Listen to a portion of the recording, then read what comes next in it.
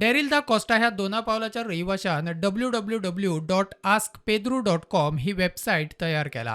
गोंयकारांक तांच्या प्रॉपर्टीची राखण करपाक मजत करपा खातीर ही वेबसायट मजत करतली. फाटल्या 2 वर्सांत दिसाळ्यांनी आयिल्ल्या जमीन वेव्हार, म्युटेशन तशेंच भौशीक सुचोवण्यांचो डेटाबेस ह्या वेबसायटीर आसा. आतां मेरेन सुमार दिसाळ्यांनी आयिल्ल्या 25,000 प्रॉपर्टी विशींची भौशीक सुचोवण्यो हे वेबसायटीर आसात. डेरिल सांगता.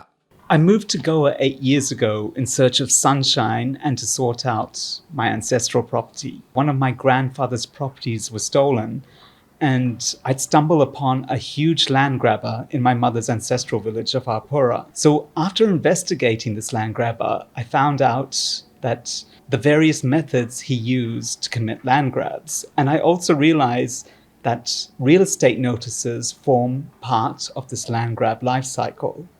So I knew I had to find a way of making this information accessible to all Goans so that each Goan can protect their own property. Each day, my junior goes through Goa's 12 daily newspapers and pulls out and digitizes all the real estate notices.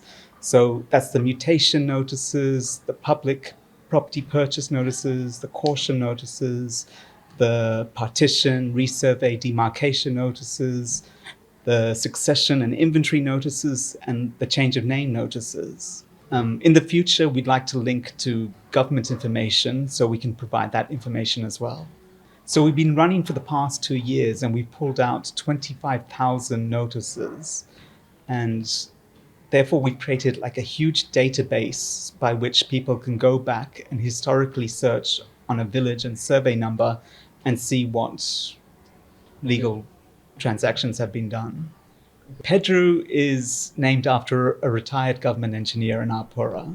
That land grabber has provided me a wealth of information on how to commit land grabs. So what I'm intending to do is create case studies on how these are done and provide recommendations to the government on how to close the loopholes and recommendations to my fellow Goans on what they need to do to protect their properties.